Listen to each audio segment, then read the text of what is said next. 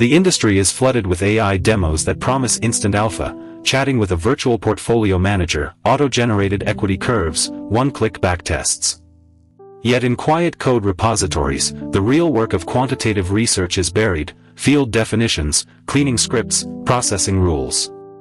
The uncomfortable truth is that alpha lives not in the model's complexity but in the data's pedigree. A factor's value is determined long before you run a regression. Today we unpack why the most undervalued resource in quant finance is a data definition you can trust, and how ignoring that reality turns many published strategies into mirages. The quant world has a visibility problem.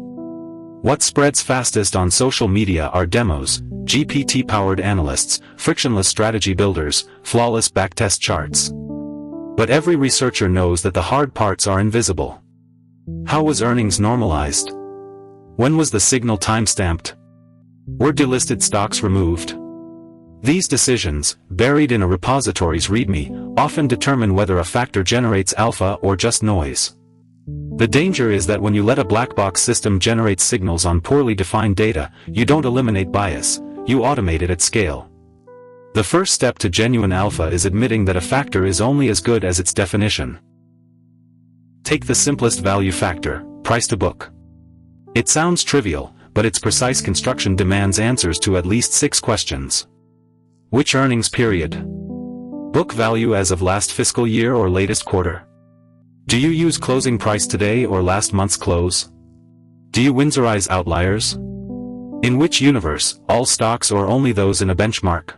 Rebalance monthly or quarterly? And once the signal fires, how long do you hold? A different answer to any of these can turn a hypothetically positive factor into a negative one. This is why factor definitions must be deterministic functions. Same inputs always produce same outputs. The academic literature is full of factors that fail replication simply because one parameter was left ambiguous. We can formalize this as a function. A factor value at time t is the output of a function f that takes 6 explicit inputs: the raw data fields, a public timestamp, the missing value method, the universe filter, the rebalancing frequency, and the holding period.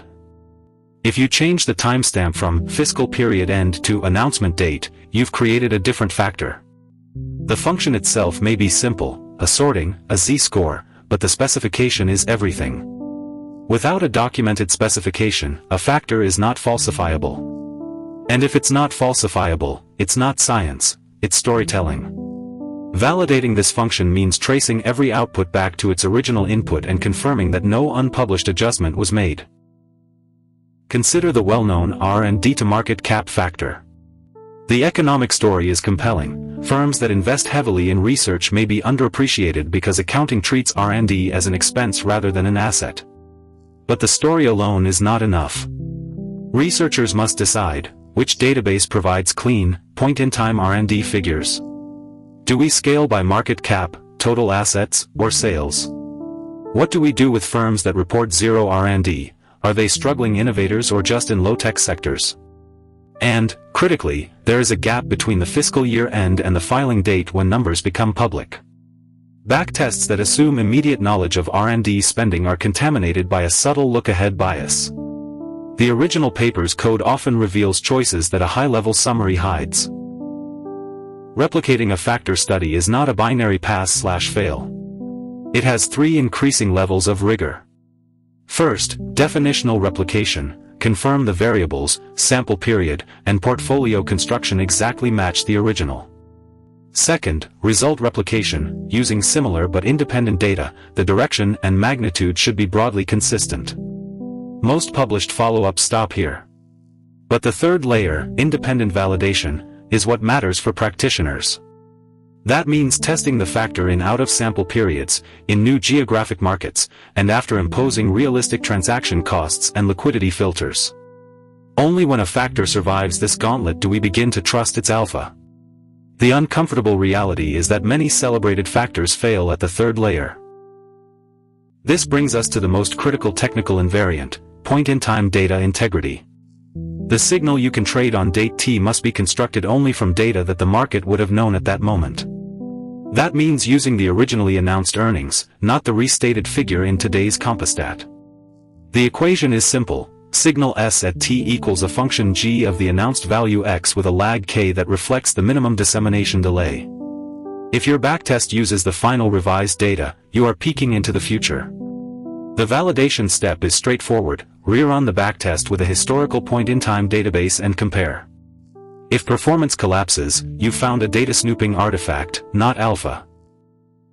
A common mistake is to treat one-factor definition as a universal template. Equities, credit, and futures each have distinct alpha machinery. In equities, value and momentum are driven by firm characteristics and investor behavior. In corporate credit, you also contend with term structure, default risk, and bond-specific liquidity. Momentum in credit is often a spread compression phenomenon rather than a price continuation effect. Futures introduce curve dynamics, carry and roll yield, and at high frequency, the order book microstructure dominates. The same word, momentum, means entirely different mechanisms and holding periods across these asset classes. A robust quant framework does not impose a single magic formula. It builds dedicated pipelines that respect asset-specific data structures and trading conventions. To evaluate any factor project, I apply 5 checkpoints before trusting a backtest. First, data lineage. Can every computed factor value be programmatically traced back to its source feed and transformation script? Second, time consistency. Every data point must carry a valid as-of timestamp, not the system import date. Third, sample universe. Delisted stocks must be included through their delisting date. Survivorship bias inflates historical returns. Fourth, tradability. Apply a realistic market cap and volume filter. Many factors only work in tiny names you cannot actually buy. Fifth, incremental value. After orthogonalizing against known style factors, does the signal contribute new information? If it doesn't, it's just repackaged beta. These checkpoints form a hygiene protocol that separates research from wishful thinking. Let's quantify the damage. This chart shows a typical decay pattern. Starting with a full sample backtest return index to 100, the first filter, removing delisted stocks, drops the return to 82. Excluding microcap names, bottom 20% by market cap, further reduces it to 65. Stripping out low-price stocks, under $1, takes it to 48. Finally, applying a conservative market impact model drives it down to just 22. Nearly 80% of the initial apparent alpha was noise from dead companies, illiquid microcaps, and transaction costs.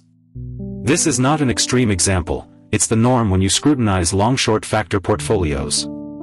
The lesson is clear: if a backtest looks too good to be true, check its survivorship and liquidity assumptions first.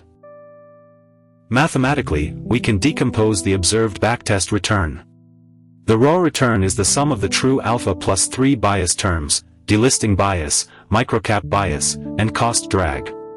Delisting bias arises because databases often drop failed companies, making past returns look higher.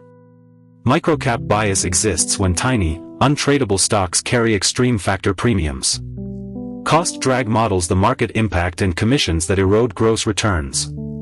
Each bias can be estimated by progressively tightening filters, as we just saw. If the residual, the true alpha, is near zero or negative, then the original signal was an artifact. This decomposition is a falsification test. Any claimed factor must survive this audit to be considered investable. So where does AI actually help?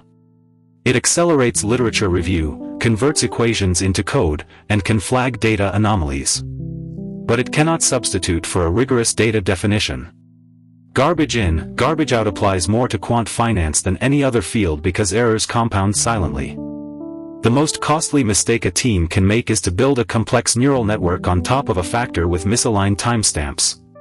The real moat is a data dictionary that documents every field, every version, and every cleaning step. Trust in your data is what turns research into repeatable alpha. See you next time. Markets reward discipline, not certainty. If this analysis helped, like the video and subscribe to DeepQuant. Tell us in the comments which market idea we should test next. Evidence beats noise. Control risk before chasing returns.